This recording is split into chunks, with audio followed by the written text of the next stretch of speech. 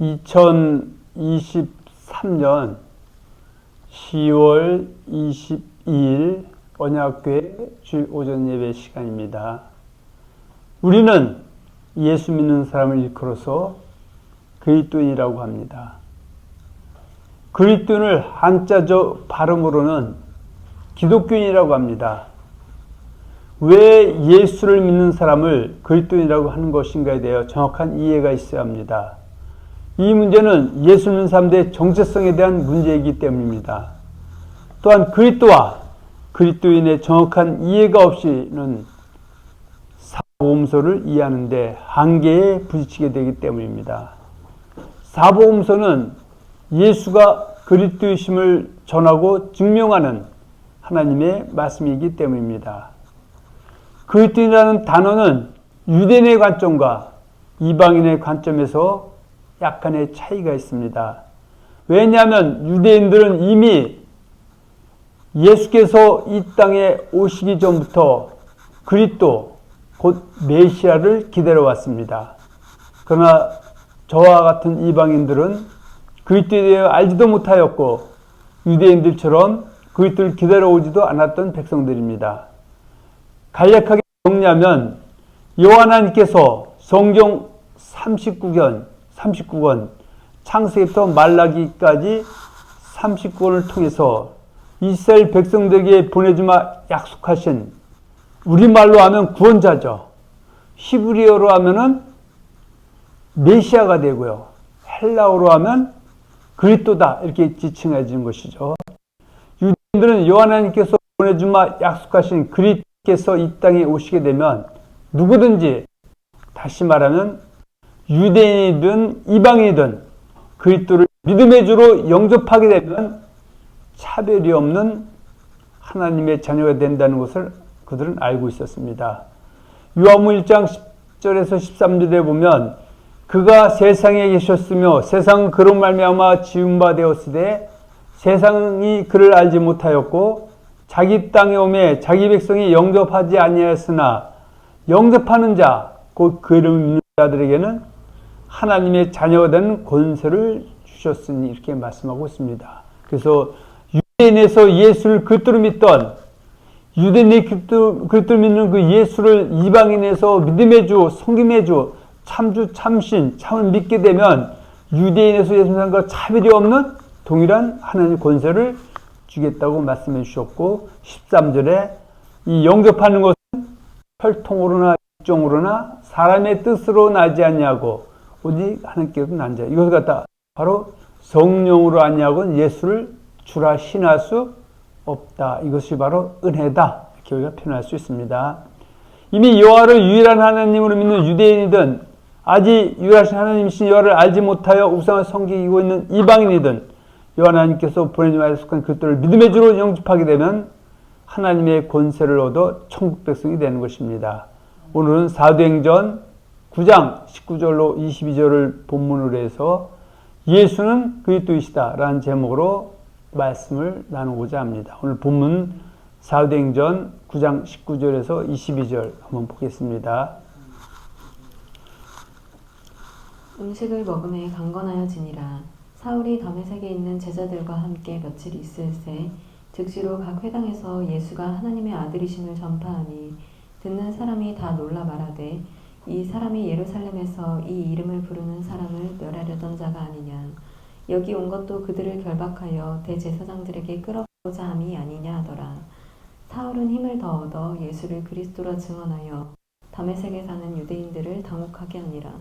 22절에 보면 사울은 힘을 더 얻어 다메섹에 사는 유대인들, 디아스포라 유대인들, 그리스도 메시아를 기다렸던 유대인들에게 가서 바로 요셉의 아들 나사렛에 사는 예수가 그리스도라고 증언하고 그 예수가 사망 권세 이기고 부활했다고 전해서 오히려 그 사람들을 당혹하게 했다 이렇게 말씀하고 있습니다.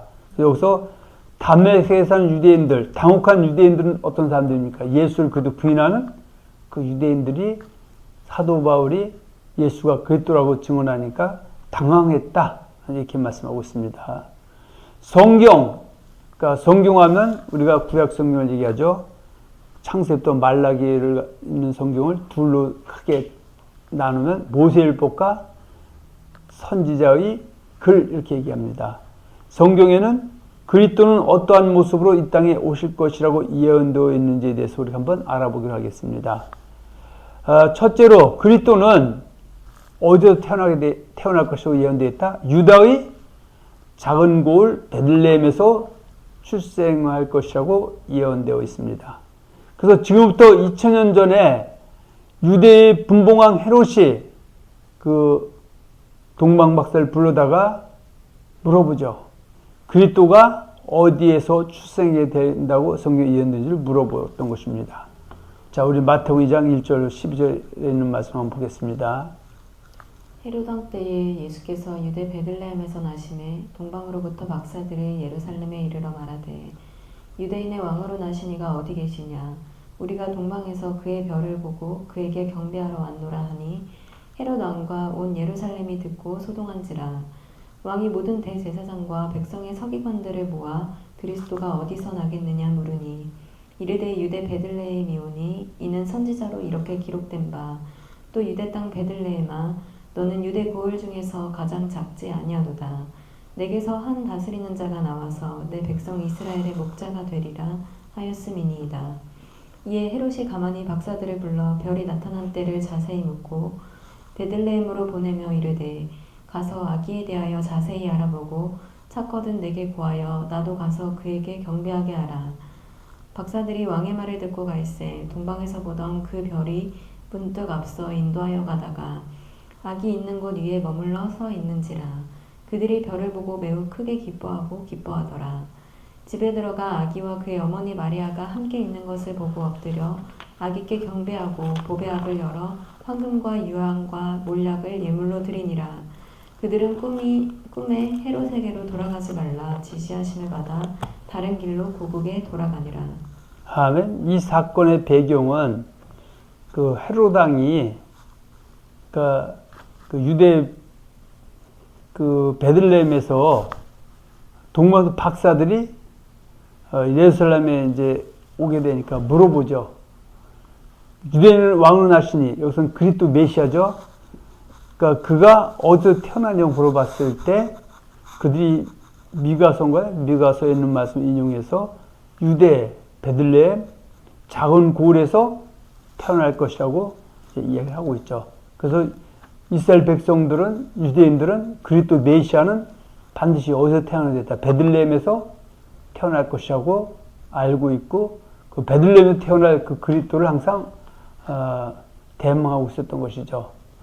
우리가 여기서 하나 눈여겨봐야 될 것은 그 빌립이 자기 친구 나다나엘에게 예수를 소개할 때 예수는 나사렛에 사는데 그 나사렛에 사는 예수가 그리스도라고 하니까 나다나엘이 펄쩍 뛰죠. 어떻게 성경에는 그리스도는 베들레헴에서 태어난다고 되어 있는데 나사렛에 산다는 건 태어나던 이해가 안 된다. 근데 거기는 어때? 오해가 있었던 것이죠. 그 빌립이 나다나엘에게 나사렛 예수를 소개한 것은 출생지를 얘기한 것이 아니라 현재 머물고 있는 곳을 얘기한 것이죠. 그래서 예수는 그리스도는 반드시 어디 태어나야 된다. 베들레헴에서 태어난다. 그러니까 베들레헴에 태어나지 않고 그들은 다 가짜다 그런 얘기죠. 할렐루야. 그래서 성경 예언대로 예수는 어디서 태어났다? 베들레헴.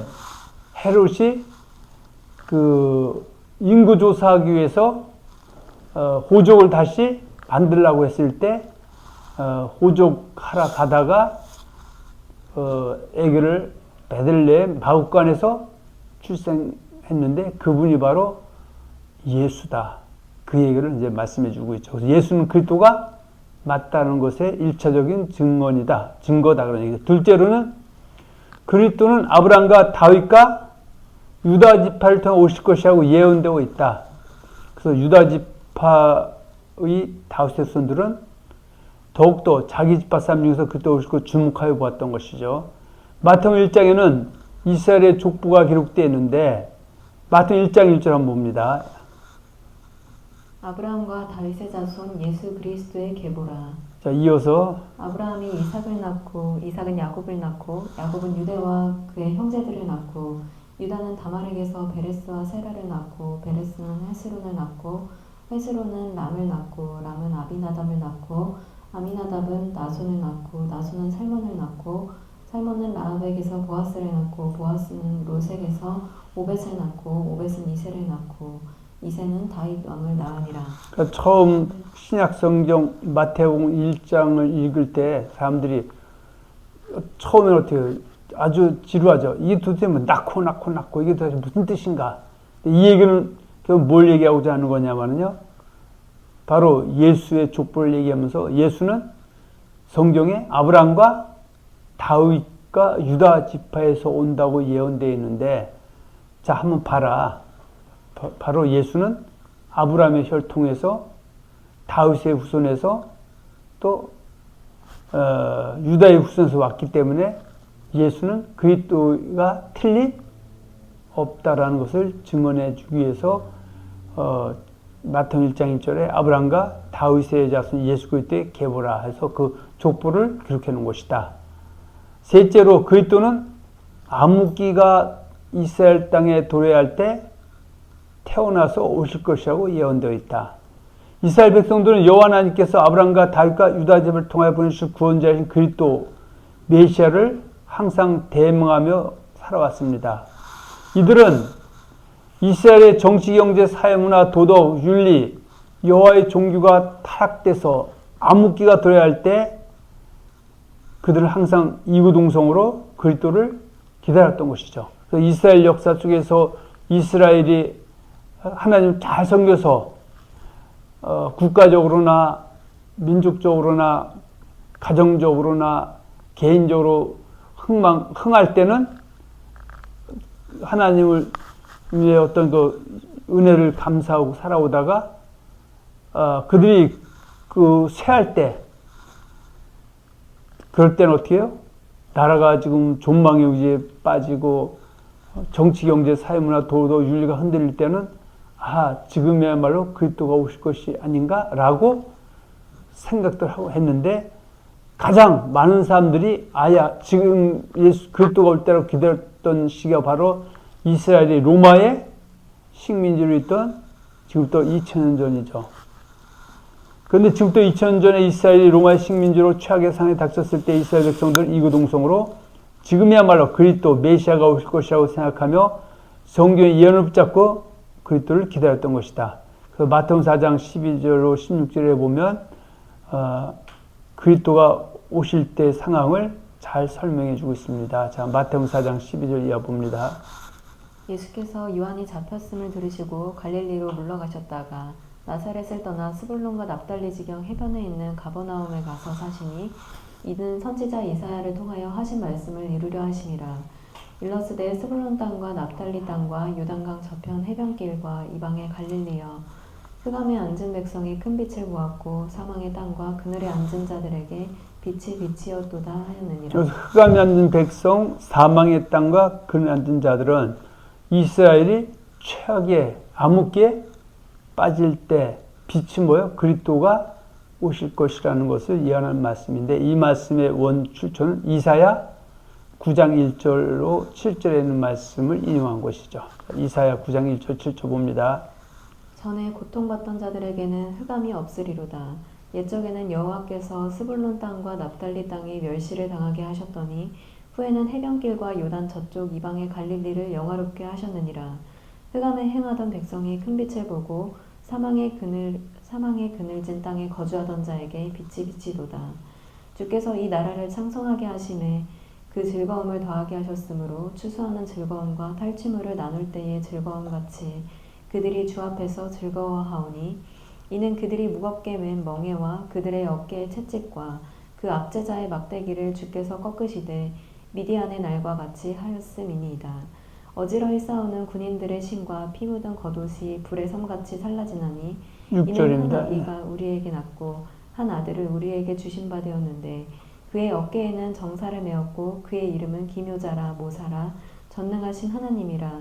영존하시는 아버지라 평강의 왕이라 할 것임이라. 그러니까 그리스도가 오실 것을 예언한 말씀인데 한 아기가 우리가 낳았다는 것은 바로 그리스도가 오시는데 그리스도는 언제 오시냐? 바로 흑암에 앉은 백성과 사망의 땅과 그네 앉은 자들이 고통당하고 신음할 때 오셔서 그들에게 빛을 주셔서 예언되어 있다. 그런 말씀이고요. 넷째로 그리스도가 자기 땅에 오시게 되면 자기 백성으로부터 환영을 받지 못하고 배척을 당하게 될 것이 예언되어 있다. 그래서 만일에 예수님이 2000년 전 그 땅에 왔을 때 모든 사람들이 야 우리의 그리스도 메시아 오셨다고 다 쌍수 환영하고 한다면은 성경적으로 봤을 때 예수는 그리스도가 아니라는 거죠. 왜냐하면 예언되어 있기를 그리스도는 자기 백성들에게 미움을 당하고 배척을 당하고 더 나아가서 나무에 달려 죽임까지 당하게 된다고 예언되어 있기 때문이죠. 그런데 예수는 그 예언대로 자기 백성들을 특히 당시의 규권 주제인 바리새인 같은 사람들 그 중에 사울 나중에 사도 바울이죠. 바울처럼 그 예수 거기 정지에서 예수 죽이려고 광물했던 사람들이 대세일 때 예수 오신 것은 예수가 그리스도이심을 우리에게 증명해 주는 내용이다. 자, 요한복음 15장에 있는 말씀 보겠습니다. 요한복음 15장 23절 25절. 나를 미워하는 자는 또 내 아버지를 미워하느니라. 내가 아무도 못한 일을 그들 중에서 하지 아니하였다면 그들에게 죄가 없었으려니와 지금은 그들이 나와 내 아버지를 보았고 또 미워하였도다.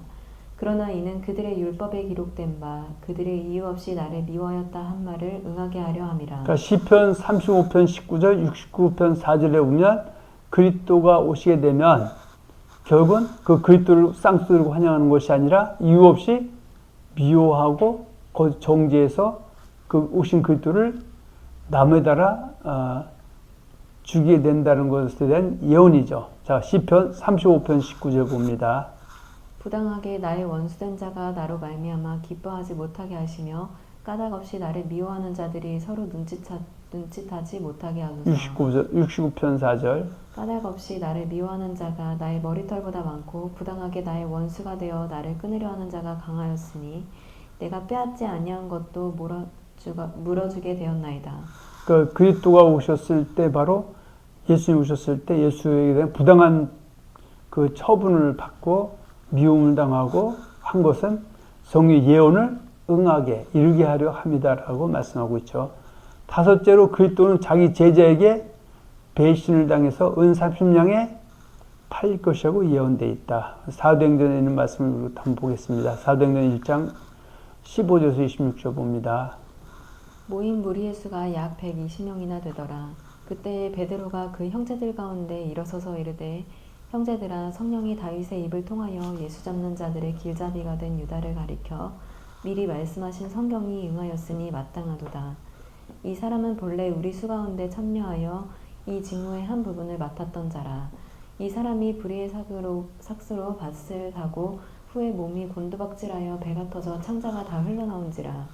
이 일이 예루살렘에 사는 모든 사람에게 알리어져 그들의 말로는 그 밭을 아겔다마라 하니 이는 피밭이라는 뜻이라. 시편에 기록되었으되 그의 거처를 황폐하게 하시며 거기 거하는 자가 없게 하소서 하였고 또 일렀으되 그의 직분을 타인이 취하게 하소서 하였도다.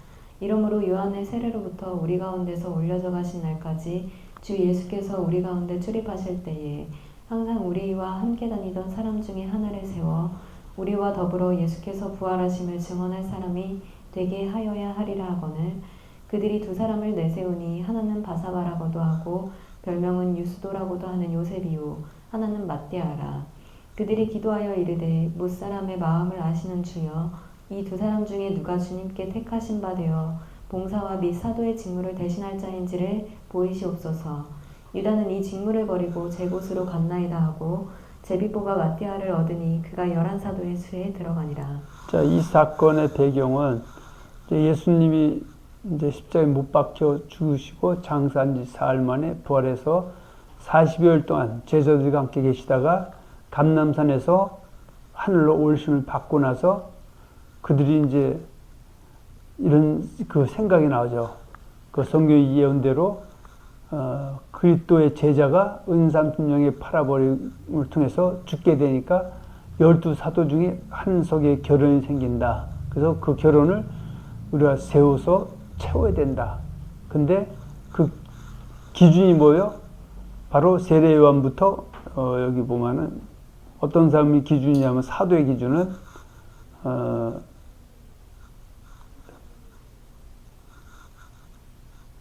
항상 우리와 함께 여기 있네요.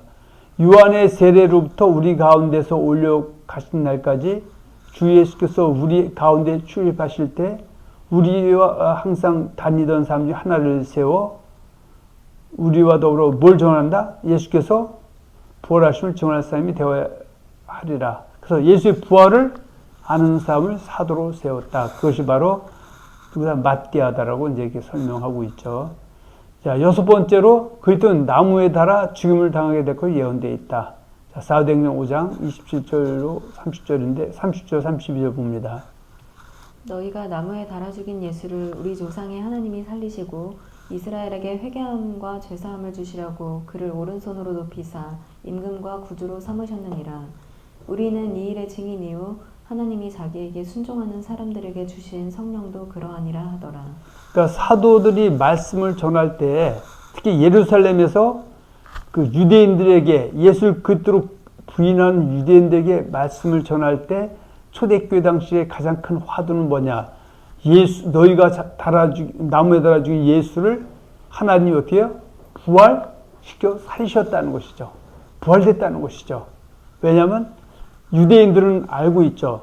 그리스도는 반드시 자기 백성들에게 미움을 당해서 죽임당하게 돼 있고 죽임당한 그 그리스도는 부활을 반드시 해야 된다고 되어 있는데 사도들은 그 예수가 결국은 미움당하고 죽음을 당했는데 부활한 것을 우리가 친히 본 목격자 증인이다. 예수는 거부할 수 없는 부인할 수 없는 그리스도 메시아다라고 전했을 때 성령이 역사하게 되면 거부하던 사람들이 아 맞구나 하고 예수를 받아들이는 것이 바로 영적 예수 그리스도를 시인 고백 이런 것이죠. 그러면 하나님의 권세를 얻게 된다 그런 얘기입니다. 할렐루야. 7번째로는 무덤에 장사된 그리스도는 사흘 만에 부활하실 것으로 예언되어 있다. 자, 사도행전 2장 22절 이하에 보면 베드로가 천하 각에서 모인 유대인들에게 예수가 그리스도라는 것을 설명할 때 한 말씀이죠. 자, 2장 22절 이하 봅니다. 이스라엘 사람들아 이 말을 들으라. 너희도 아는 바와 같이 하나님께서 나사렛 예수로 큰 권능과 기사와 표적을 너희 가운데서 베푸사 너희 앞에서 그를 증언하셨느니라. 그가 하나님께서 정하신 뜻과 미리 아신 대로 내준 바 되었거늘 너희가 법 없는 자들의 손을 빌려 못 박아 죽였으나 하나님께서 그를 사망의 고통에서 풀어 살리셨으니 이는 그가 사망에 매여 있을 수 없었음이라. 다윗이 그를 가리켜 이르되 내가 항상 내 앞에 계신 주를 배웠으며 나로 유동하지 않게 하기 위하여 그가 내 우편에 계시도다. 그러므로 내 마음이 기뻐하였고 내 혀도 즐거워하였으며 육체도 희망에 거하리니 이는 내 영혼을 음부에 버리지 아니하시며 주의 거룩한 자로 썩음을 당하지 않게 하실 것이미로다. 주께서 생명의 길을 내게 보이셨으니 주 앞에서 내게 기쁨이 충만하게 하시리로다 하였으므로 형제들아 내가 조상 다윗에 대하여 담대히 말할 수 있노니 다윗이 죽어 장사되어 그 묘가 오늘까지 우리 중에 있도다. 그는 선지자라. 하나님이 이미 맹세하사 그 자손 중에서 한 사람을 그 위에 앉게 하리라 하심을 알고 미리 본고로 그리스도의 부활을 말하되 그가 음부에 버림이 되지 않고 그의 육신이 썩음을 당하지 아니하시리라 하더니 이 예수를 하나님이 살리신지라. 그러니까 초대교회 화두가 뭐예요? 예수를 하나님이 살리셨다. 그 예수는 뭐라는 거 증명이에요? 그리스도라는 것에 대한 증명이다. 그렇게 얘기한 것이죠. 이 말씀을 전할 때 천하각성 유대인 몇 명이 3,000명이 꼬꾸라져 갖고 무장해제돼서 우리가 거부한 그 예수가 그리스도가 맞구나 해서 그리스도니 신도가 몇 명이 됐다? 3,000명이 됐다. 그렇게 말씀하고 있는 겁니다. 사도행전 13장 26절 27절에 보면 형제들아 아브라함의 후손과 너희 중 하나님을 경외하는 사람들아 이 구원의 말씀을 우리에게 보내셨거늘 예루살렘에 사는 자들과 그들 관리들이 예수와 및 안식일마다 외우는 바 선지자의 말을 알지 못함으로 예수 정죄의 선지자의 말을 응하게 하였도다. 그래서 예수를 십자가에 못 박힌 것은 예수가 그리스도이심을 만천하에 알린 것이고, 그 못 박혀 죽음당한 예수가 그 사망 권세 이기고 부활한 것은 성경 예언의 성취고 그리스도이심을 만천하에 알리는 것이다. 그런 얘기입니다. 지금부터 2000년 전에 예수님께서 이 땅에 오신 이후부터 이스라엘 백성들이 그리스도에 관한 태도는 어땠는가 한번 알아보기로 하겠습니다. 자, 이스라엘 백성들의 다수가 당시에 그리스도를 기다렸다 안 기다렸다? 기다렸다고 앞에 말씀드렸죠. 그 중에 대표적인 수가성 여인에 대해서 한번 얘기하죠. 사마리아로 예수님이 지나가시다가 사마리아 우물가에서 수가성 여인을 만났고요. 그리고 거기서 이제 서로 대화를 주고받다가 그 수가성 여인이 예수님께 이렇게 질문하죠. 그는 예수님이 비범한 분인 것을 깨닫고 물어보죠. 4장 25절 봅니다. 요한복음 4장 25절. 여자가 이르되 메시아 곧 그리스도라 하는 이가 오실 줄을 내가 아노니 그가 오시면 모든 것을 우리에게 알려주시리이다. 예수께서 이르시되 내가 말하는 데가 그라 하시니라. 그러니까 예수님이 그래 너희가 기다린 그 메시아가 나다라고 하니까 여자가 동네방네 가서 나팔 불어서 예수를 그때 받아들인 사람이 많이 생겼는데, 그 예수를 그때 받아들인 것은 그 여자의 말뿐만 아니라 예수를 만나본 사람들이 예수의 그 하시는 말을 듣고 예수를 그대로 받아들였다. 뭐 그런 정도의 얘기입니다.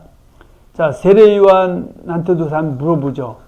그러니까 그 당시에 많은 그 교권주의자들이 오히려 말씀도 사람의 계명이 앞서고 또 청렴하고 결백하고 한 것이 아니라 바리새인은 돈을 좋아한다고 얘기한 것처럼 오히려 그 이 세상이나 세상의 것들을 사랑하고 탐심으로 가득 찼을 때 세례요한은 와가지고 메뚜기와 석정과 또 옷도 털옷, 양털옷 같은 거, 아주 저거한 옷들을 낙타털 같은 옷을 입고 다니니까, 그리고 그의 입에는 심이 있으니까 사람 물어보죠. 당신이 오실 그리스도가 맞냐? 이렇게 물어보죠. 자, 많은 사람들이 세례요한에게 당신이 오실 그리스도가 맞냐고 물어봤는데 세례요한이 그래 내가 그리스도다 그렇게 얘기했다면은 많은 사람들이 그게 미국에서 그를 쫓았을 터인데 세례요한은 나는 그리스도가 아니라고 담대하게 말을 하죠. 자, 누가복음 3장 15, 17절입니다. 백성들이 바라고 기다림으로 모든 사람들이 요한을 혹 그리스도신가 심중에 생각하니. 그러니까 모든 사람들이 요한을 뭐라고 생각했다? 마음속에 혹 그리스도신가. 그랬더니 세례 요한이 16절 이하에 보면 이렇게 얘기하죠. 요한이 모든 사람에게 대답하여 이르되 나는 물로 너희에게 세례를 베풀거니와 나보다 능력이 많으신 이가 오시나니 나는 그의 신발끈을 풀기도 감당하지 못하겠노라.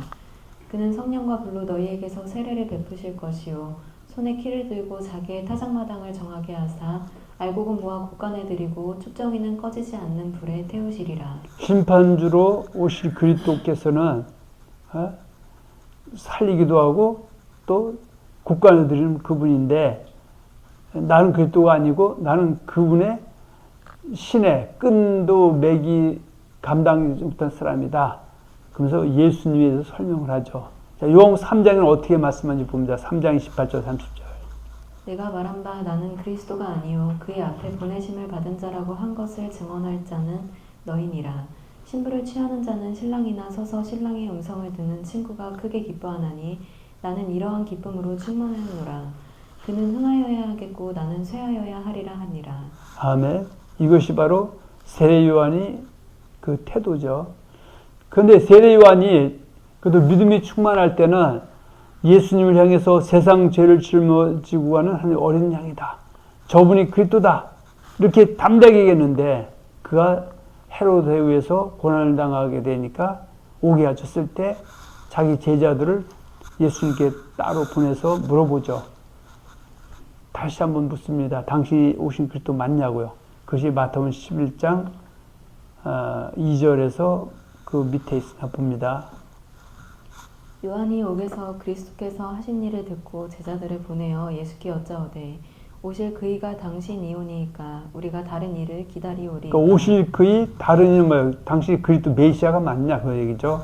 예수께서 대답하여 이르시되 너희가 가서 듣고 보는 것을 요한에게 알리되 맹인이 보며 못 걷는 사람이 걸으며 나병 자가 깨끗함을 받으며 못 듣는 자가 들으며 죽은 자가 살아나며 가난한 자에게 복음이 전파된다. 예수님이 내가 그리스도다 이렇게 단도직입적으로 말씀하셔도 되는데 4, 5절의 말씀을 통해서 그리스도가 오시면 이런 사역을 할 거라고 예언되어 있는 그 이사야의 말씀을 들어서 이제 그리스도라는 것을 확신하게 말씀해 주었다. 뭐 그런 얘기죠. 자, 6절.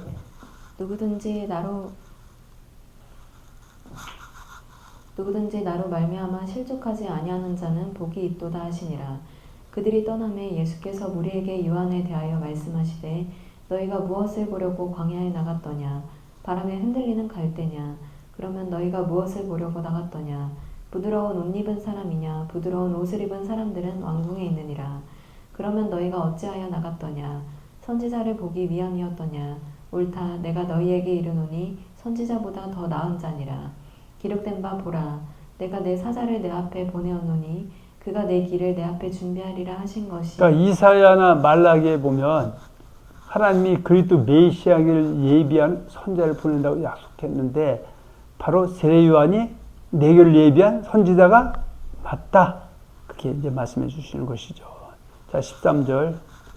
모든 선지자와 율법이 예언한 것은 요한까지니 만일 너희가 즐겨받을진대 오리라 한 엘리야가 곧 이 사람이니라. 그러니까 엘리야가 온다라는 것은 말라기에 보면 모세와 엘리야 심령으로 와서 그리스도 예비한 선지자가 있을 것인데 그 선지자가 바로 세례 요한이 맞다. 그건 결국 내가 그리스도인 것이 맞다. 그런 말씀이죠.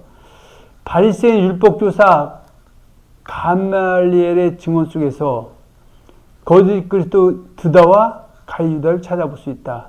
1절도 말씀드렸지만 예수님이 땅에 초림할 때 여기저기에서 자기가 그리스도다, 메시아라는 사람이 있었다 없었다?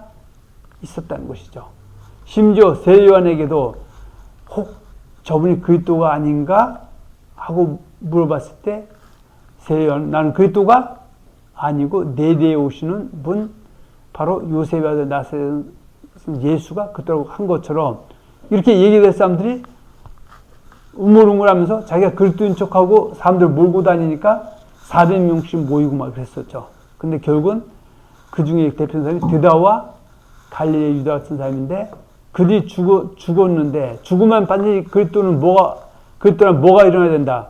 부활이 있어야 되는데 부활도 없이 종쳤다. 그래서 지금 사도들이 다니면서 예수가 그리스도를 증거하니까 예수가 그리스도가 맞다면은 우리가 하나님을 대적하는 꼴이 되고 드다와 갈릴리 유다가 그리스도라고 하다가 부활도 안 되고 아예 사라지고 제자들이 뭐 다 떠난 것처럼 예수가 그리스도 아니면 당연히 그렇게 될 것이니까 우리가 눈여겨서 한번 지켜보자 그런 얘기를 한 것이죠. 자, 사도행전 5장 33절 이하 봅니다. 그들이 듣고 크게 노하여 사도들을 없이하고자 할세 바리새인 가말리엘은 율법교사로 모든 백성에게 존경을 받는 자라. 공회 중에 일어나 명하여 사도들을 잠깐 밖에 나가게 하고 말하되 이스라엘 사람들아 너희가 이 사람들에게 대하여 어떻게 하려는지 조심하라. 이전에 드다가 일어나 스스로 선전함에 사람이 약 400명이나 따르더니 그가 죽임을 당함에 따르던 모든 사람들이 흩어져 없어졌고 그 후 호적할 때에 갈릴리의 유다가 일어나 백성을 깨어 따르게 하다가 그도 망한즉 따르던 모든 사람들이 흩어졌느니라. 이제 내가 너희에게 말하노니 이 사람들을 상관하지 말고 이 사람들은 바로 예수님의 사도들이죠. 제자들이죠. 예수가 그랬던 사람은 그거 너무 신경 쓰지 말아라. 내버려 둬버려라. 왜냐하면은 자 이어서 이 사상과 소행이 사람으로부터 났으면 무너질 것이다. 그러니까 사도들이 전하는 말이 예수가 그리스도도 아니고 그들이 지어낸 말이라면은 그 드다와 갈리유다가 날뛰다가 죽으니까 없어진 것처럼 그냥 자연히 없어질 것이니까 너무 과잉 대응하지 말라. 그러면서 39절에 이렇게 말을 하죠. 만일 하나님께로부터 났으면 너희가 그들을 무너뜨릴 수 없겠고 도리어 하나님을 대적하는 자가 될까 하노라 하니 그들이 옳게 여겨 사도들을 불러들여 채찍질하며 예수의 이름으로 말하는 것을 금하고 놓으니 그러니까 예수가 그리스도라는 말을 하지 말라. 놓으니까 놓아줘 석방해 주니까 41절 사도들은 그 이름을 위하여 능력받는 일에 합당한 자로 여기심을 기뻐하면서 공회 앞을 떠나니라. 그들이 날마다 성전에 있든지 집에 있든지 예수는 그리스도라고 가르치기와 전도하기를 그치지 아니하니라. 이것이 전도자의 사명이고 교회의 목적인데 사실 우리가 너무 부족한데 여기에 빨리 나가야 될 점 있습니다. 예수를 그도 부인한 유대인들은 아직도 그리스도가 오지 않았다고 믿고 있다. 지금도 어떻게 예수를 그도 부인하는 유대인들은 초림의 그리스도도 오지 않았다고 하면서 그들 기다리고 있다는 것이죠. 근데 성경은 그들이 어떻게 이방인들이 다 예수를 그리스도라는 것을 믿음해 주라는 것을 믿게 되면 유대인들이 그때 어떻게 해요? 그 공회에서 예수가 그리스도 맞다라고 결의만 하게 되면 그들은 어떻게 해요? 또 다른 그들을 믿지 않고 예수 그리스도 받아들이게 되면 세상 끝이 가까울 것이다. 이렇게 되어 있습니다. 할렐루야. 그때나 지금이나 그 당시에 유대인들의 그 영적 상태, 예수를 대하는 태도가 요한 9장 22절에 잘 나와 있죠. 그래서 이미 유대인들이 누구든지 예수 그리스도 신앙에 출교하고 교회에서는 그들을 무서워함이라. 그래서 그들은 아직도 예수 그리스도를 인정하지 않는 것이죠. 유대인들은 알아요. 예수 믿으라 그러면은 그 사람들이 너도 기독교인이구나. 너도 예수 그리스도 믿는 사람들이구나. 알아 우리도. 근데 예수 그리스도 아니야. 그러면 그들이 가서 왜 예수가 그리스도인가를 성경의 말씀을 통해서 설명해 줬을 때 성령 역사에서 받아들이면 그도 지금도 그리스도인이 될 수가 있고 한 형제가 될 수 있지만 거부하면 여전히 대적자가 될 수 있다. 사도 바울이 사역할 당시에 다수의 이스라엘을 생각할 그동안은 어떠했는가? 그러니까 아까 말씀 것처럼 예수 그리스도 신앙자는 출교하기로 교류해서 사람들이 무서워했다. 사도 바울도 이스라엘 백성으로서 그리스도 좀 메시를 기다려왔는데 요셉의 아들 예수 바리새인 공적 거기도 정죄해서 나무에 달아 죽은 것에 대해서 당연한 일이라고 생각했던 사람이다. 자, 사도행전 9장 1절 2절입니다. 사울이 주의 제자들에 대하여 여전히 위협과 살기가 등등하여 제사장에게 가서 다메섹 여러 회당에 가져갈 공문을 청하니 이는 만일 그 도를 따르는 사람을 만나면 남녀를 막론하고 결박하여 예루살렘으로 잡아오려 함이라. 그러니까 사도 바울이 다메섹에서 예수를 만나게 된 그 계기가 예수님의 제자들이 결국 어떻게 해요? 예수가 십자가에 못 박혀 죽으시고 장사한 사람을 부활해서 하늘로 오르심 받게 되고 그들이 마가다락방에서 기도할 때 성령 세례를 받고 베드로가 너희가 지금 예수 그리스도가 됐다고 하는 3,000명이 돌아오게 되고 그리고 사도행전에서 계속 예수가 그리스도라고 그러니까 시간 되는 대로 증거해서 초대교회가 세워지게 되고요. 그러다가 나중에 초대교회의 최초의 순교자인 스데반이 집사가 유대인들과 자유민들과 예수 그리스도를 증거하다가 결국 돌에 맞아 죽게 된 그 사건 때문에 이제 어떻게 돼요? 예루살렘은 사도만 남고 나머지는 주변 나라로 흩어져서 특히 디아스포라 유대인들 예수 그리스도 부인한다 예수 그리스도 전하게 되니까 결국 어떻게 해요? 이 꼴을 보지 못해서 대상에 가서 공문 받아갖고 그 잡아주기로 가다가 예수를 만나게 되는데 그죠? 그 당시에 그 상태에서 결국은 사도 바울이 예수를 만나고 무장해제돼서 예수의 제자로 일생을 헌신하게 되는 내용이다. 그런 얘기고요. 그런데 사도 바울이 예수 그리스도라고 담에서 증거하는 예수의 제자를 죽이고 오게 가두게 재상에 공문 받아 가다가 부활하신 예수를 만남을 통해 인생의 터닝 포인트 결정의 핵심이 된 것이다. 뭐 이런 내용이고요. 사도 바울은 부활하신 예수님이 그리스도이심을 확신하고 그 시간부터 다메섹과 소아시아와 유럽에 있는 디아스포라 유대인들과 이스라엘 있는 유대인들에게 예수가 담대하게 증거한 것이다. 그러니까 사도 바울을 갖다 이방인의 사도로 하는 것은 이방인에게 전도하는 것이 아니라 이방 지역에 있는 제일 먼저 찾아간 것은 디아스포라 유대인들이 있는 회당에 찾아가서 그들은 누굴 기다리고 그리스도를 기다리고 있는 사람들에게 가서 그들은 예루살렘에서 소문을 듣죠. 예수가 거기 그들 믿는 사람들이 가서 그들을 증거해서 받은 사람과 이방인에서 예수 믿는 사람을 모아서 교회를 설립해서 이 힘이 전 세계를 교회가 장악하게 된 계기가 된 것이다. 자, 로마서 15장 14절 이하 봅니다. 내 형제들아 너희가 스스로 선함이 가득하고 모든 지식이 차서 능히 서로 권하는 자임을 나도 확신하노라. 그러나 내가 너희로 다시 생각나게 하려고 하나님께서 내게 주신 은혜로 말미암아 더욱 담대히 대략 너희에게 썼노니 이 은혜는 곧 나로 이방인을 위하여 그리스도의 일꾼이 되어 하나님의 복음의 제사장 직분을 하게 하사 이방인을 제물로 드리는 것이 성령 안에서 거룩하게 되어 받으실 만하게 하려 하심이라.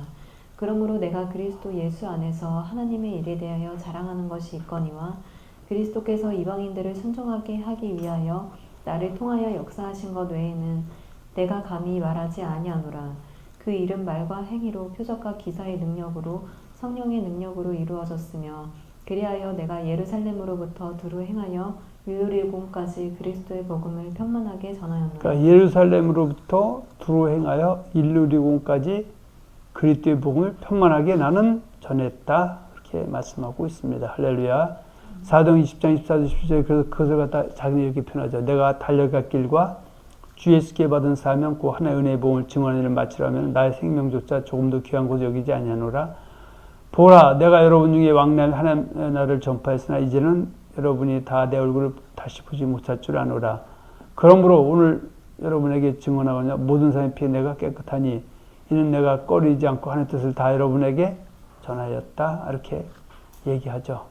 할렐루야.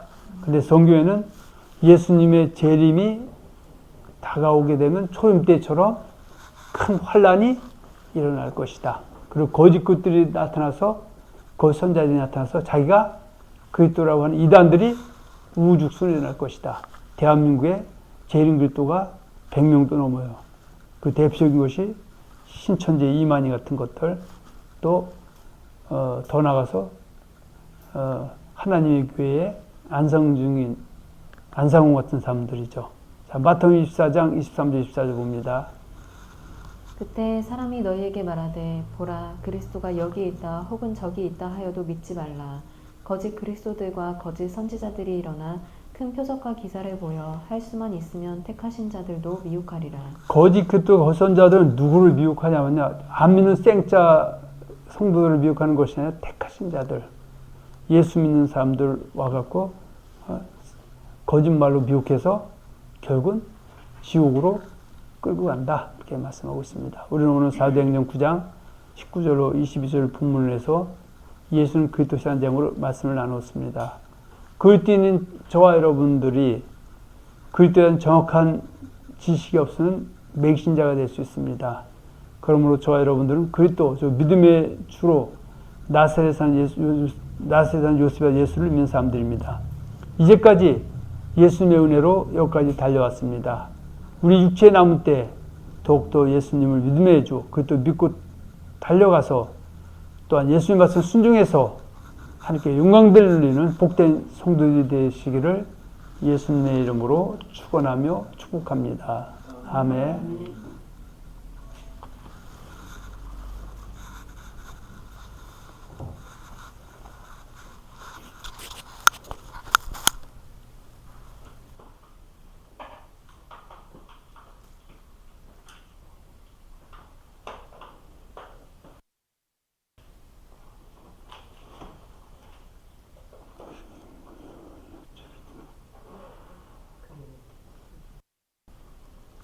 네,